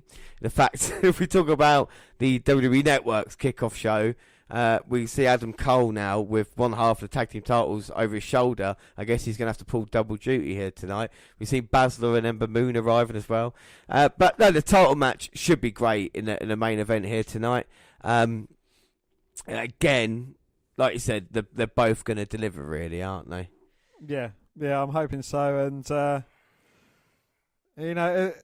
out of all of these, do you reckon there could be any shock results?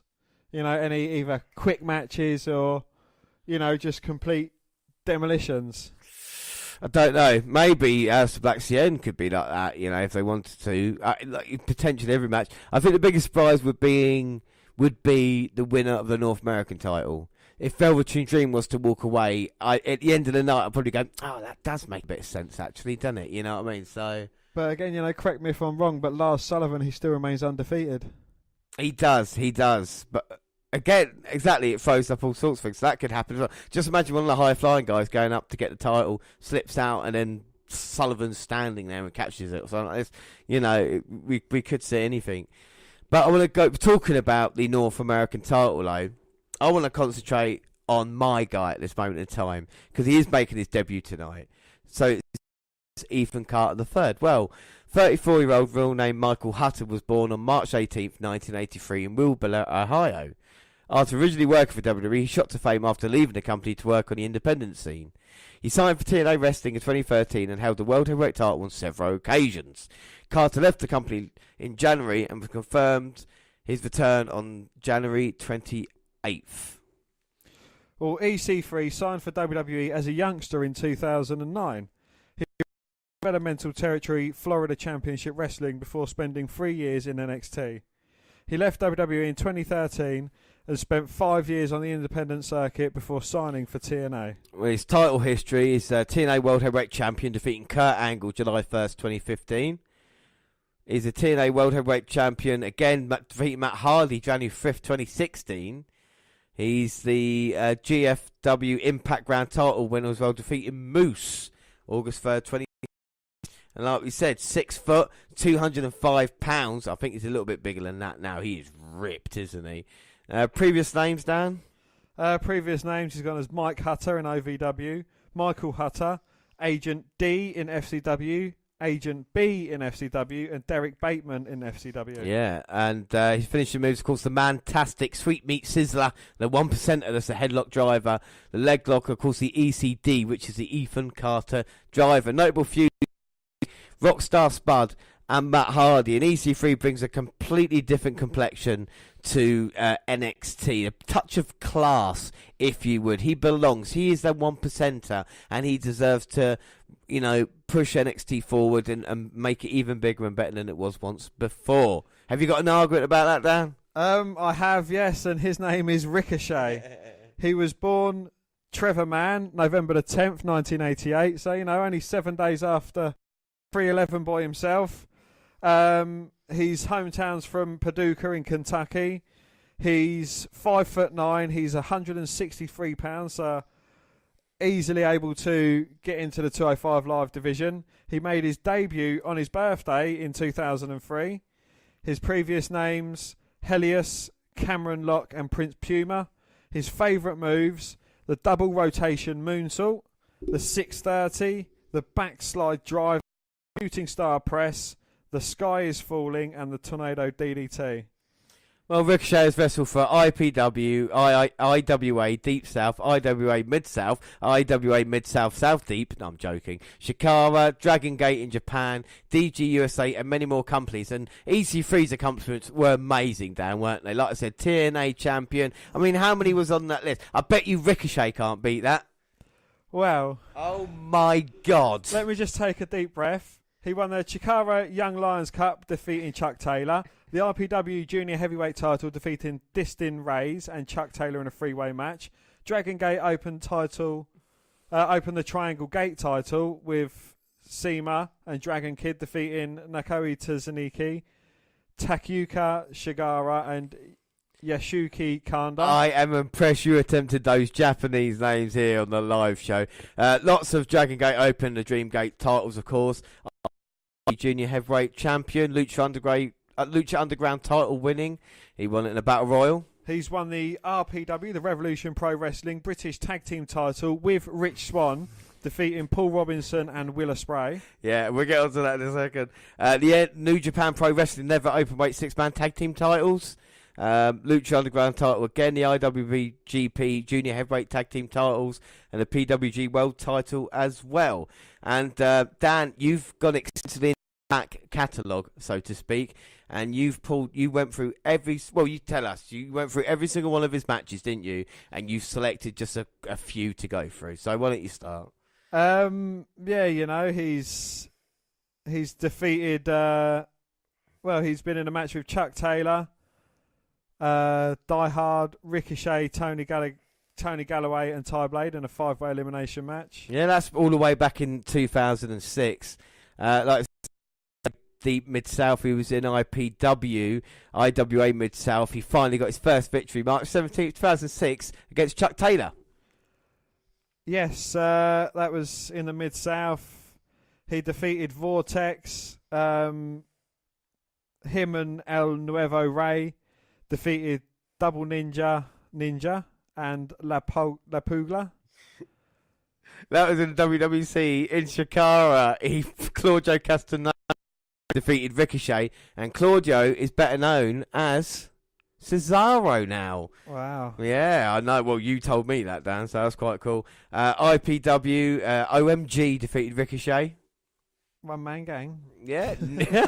Necro Butcher defeated Ricochet. Ricochet's defeated El Generico. Yeah, that was in Evolve 1 in USWO ATL USWO Tag Team Champion match. Damien Payne and Josh Crow defeated LT Falk and Ricochet. 10.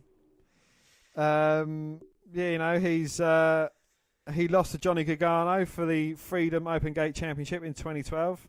Yeah, there's a lot of Akira Tozawa. He teamed up with Pac, aka Neville, to defeat Chuck Taylor and Akira Tozawa on April 1st, 2011.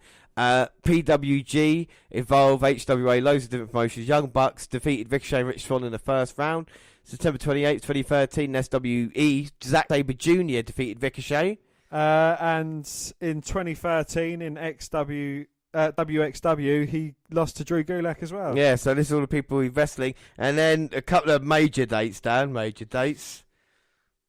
Yes, in October 27th, 2013, in RPW, Ricochet defeated Will Ospreay. And if you want to see a video of that match-winning 6:30, go to WWE YouTube channel, WWE Network Review YouTube channel, and watch it there.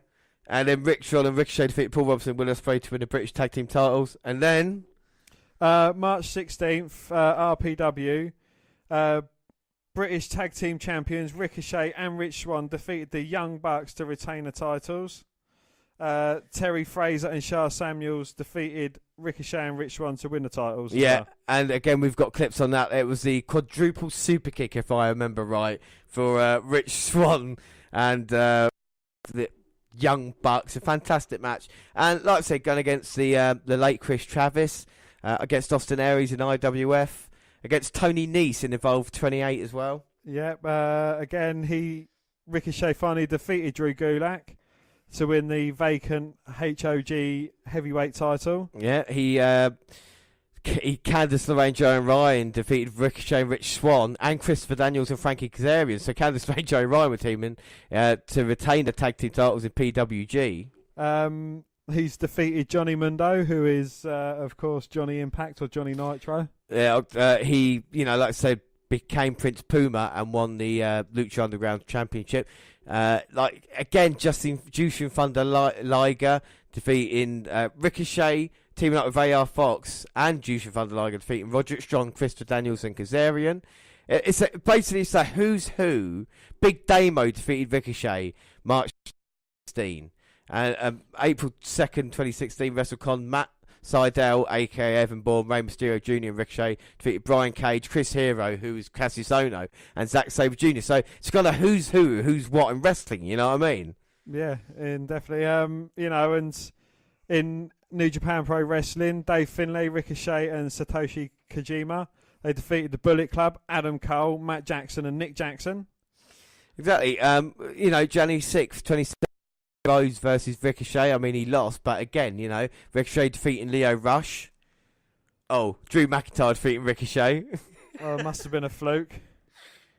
Ricochet's defeated Rey Mysterio Jr. Again, a lot of matches against. It's basically a who's who of anyone who's been in WWE or NXT. Yeah. And then we get to January 16th, 2018. Take it from there, Dan. Well, January 16th, WWE.com has announced that Forever Ricochet Man has signed a contract with WWE. And at an NXT live event, February 22nd to the 25th, 2018, Ricochet defeated James's man, Buddy Murphy. Yeah. March 17th, 2018, Ricochet defeated Adam Cole, which obviously, that's not going to be hard. And March 28th, Ricochet was revealed that he'll be the final member of the ladder match at WWE NXT Takeover New Orleans for the vacant North American title. Yeah. So, a lot.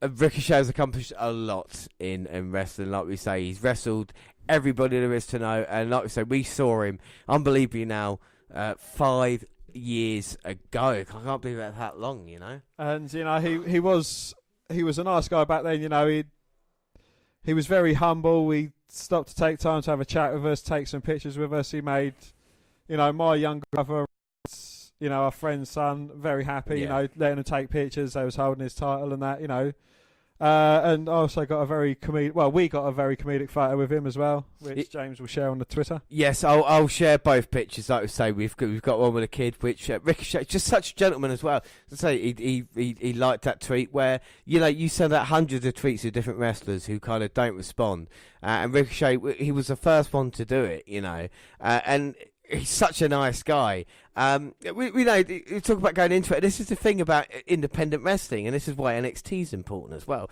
Is because WWE, yes, it is the biggest and the best, but there is something about other wrestling companies and other styles of wrestling that can be brought together. And NXT has done this perfectly. It is the best independent going, but you have to support I don't say support indie wrestling, but me and Dan saw it in our local, town nearby, in front of how many people? 250 people, if that, If that, yeah.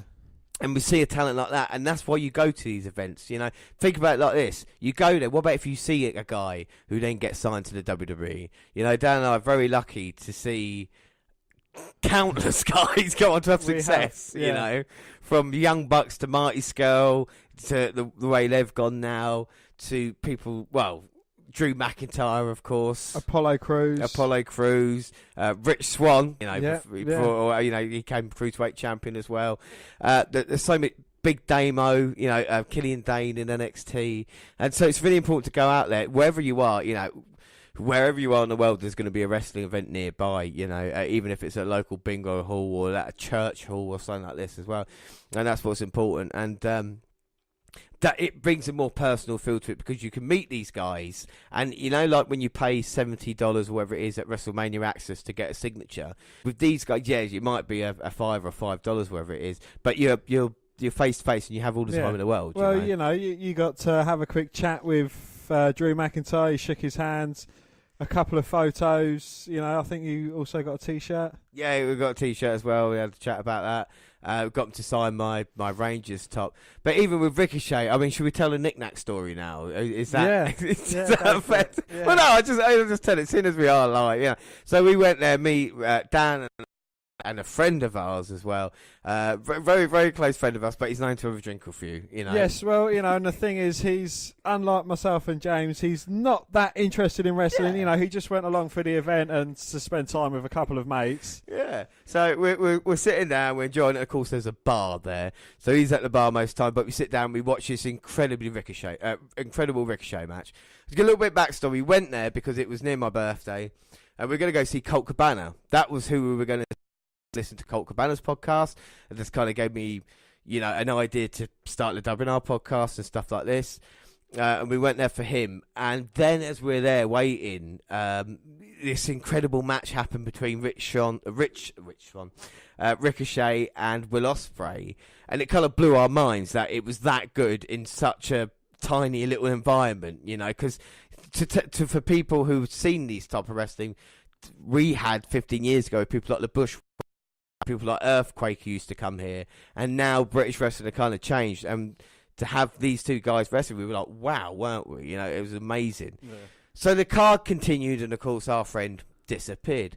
So we're watching all the other wrestlers, and then, Dan, you pick up the story that he came back to us, didn't he? Yeah, he came back to us, and Ricochet was at his table signing autographs after his match, as they all do. And our friend Luke, he looked around and that fella over there signing autographs. He was like, what, Ricochet? He was like, yeah. He was like, well, I was standing at the bar. I just ordered a pack of knickknacks and I was waiting for my drink to turn up. And he come and stood next to me, asked if he could have a crisp, and he was taking some of my knickknacks. And he was like, oh, I like them. And he was like, what, so you've just had some FaceTime with Ricochet? And you didn't even realise it? They had a conversation which didn't involve wrestling, He said it went on for about 5 minutes.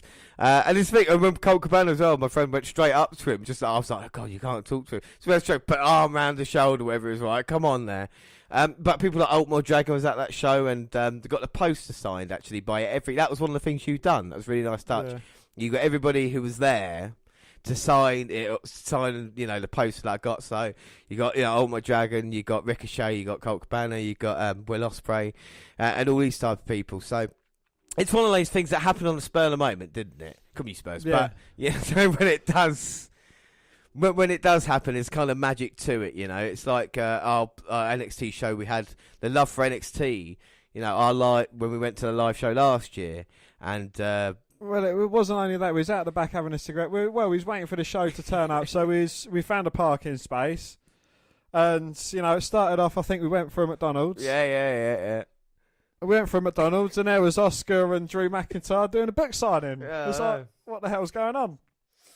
But anyway, we was back up by the bar before the show started, and we was just about to walk round, and then we see a couple of big black coaches pull up, and you know, we being a bit nosy, we wandered over to have a look, and it was all the NXT wrestlers. They was getting off the coach and going in through the back way, and we got a few pictures and videos which are on our Twitter and on our YouTube channel. But honestly, yeah, and we got it from there, and I couldn't believe behind us, because we were there, weren't we? It was like, look who's there, it's Drew McIntyre and Oscar. Just like, what's going on? But exactly, so and it's experience that, and then like I say, front row, and have everything there. That was brilliant. And you know, love for NXT. NXT always delivers in ring. You know what they've done these past couple of years.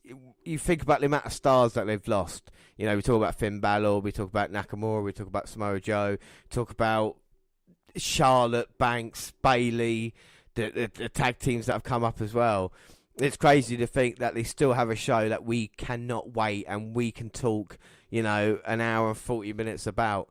But you know, it's good times, isn't it, Dan? You know, great times, yeah. All right, so let's talk about the NXT Takeover panel that's here at the moment for Takeover Show. It will include commentary from Charlie Caruso, Sam Roberts, and making his Takeover pre-show debut, former NFL punter turned podcaster Matt McAfee. Oh, I used to have his stuff for the. He's apparently one of the most popular and outspoken personalities in sports radio. I'll be the judge of that. So far on we talked about the pre-show. It's basically promo. We've found out that the 6-man NXT North American Championship will kick off NXT Takeover. We probably knew about that. Adam Cole's going to compete in 2 matches. We know about that. I mean, if you think about what NXT Takeovers have done for their kickoff show, it's nothing in comparison to what we've just done here, Dan, have we? We've covered basically everything, you know? Yeah, we've given you nearly 2 hours of goodness. We've given you, you know, the go-home show for NXT. We've given you the Hall of Fame. You know, what more could we deliver? Well, I'll tell you what more we can deliver, Dan. How about we come back tomorrow at 10 p.m. for the WNR's first ever live WrestleMania kickoff show, eh? Why don't we... I think that would be giving them too much. Do you reckon? All right, we're going to do it. We'll be there for you. I mean, tomorrow... We said tonight's show's great, and it is, don't get me wrong, but tomorrow's going to be the best podcast of all time. What have we got tomorrow, Dan, on the kickoff show?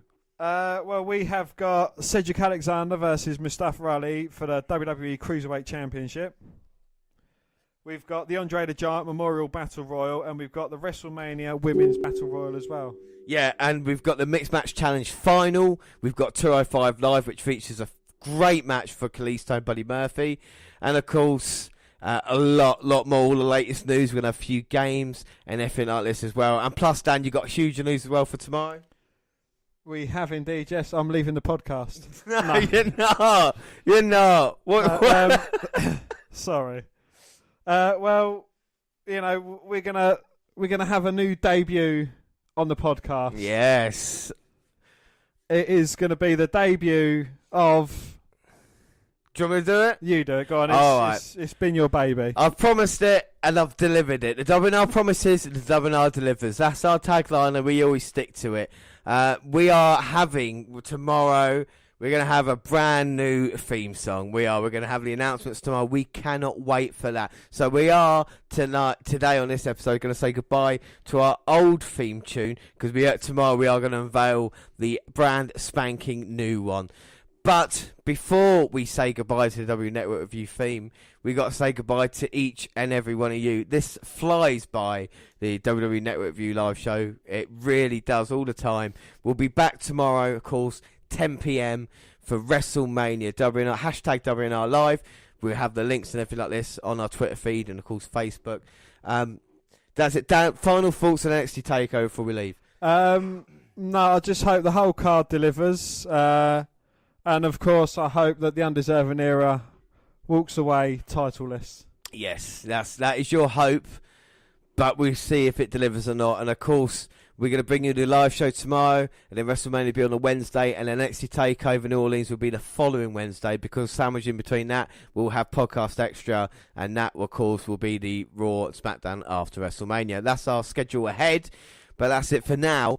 Don't forget you can follow us on Twitter at WWE Network Review, or at Vince McDan, WWE. I'm at J_Rowlands, and we're trying to do as much live tweeting and stuff like this as we can do from now on. We also got a friend on Twitter who's a bit lonely at the moment. Yes, we have. It's Mini Chris Benoit, and he's just trying to make the world a better place, and you can follow him at Mini Chris Benoit. Yeah, across all the Google platforms, WWE Network Review on Google+. Send us an email to WNRpodcast@gmail.com. We're also on Facebook. Yes, Facebook, you come and find our page and give us a like with the WWE Network Review podcast, or you can come and find me and add me as a friend. I am Vince McDan.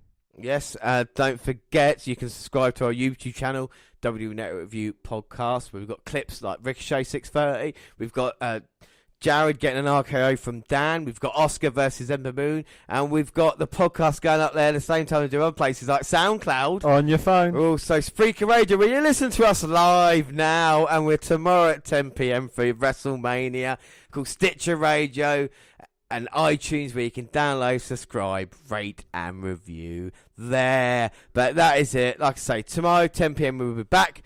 But for today, that is it. I have been James Rowlands, and as always, I was joined by Dan White. Thanks for listening, everybody. And Dan, let's say goodbye to the old theme tune. Bye-bye, old theme. Goodbye, old theme tune.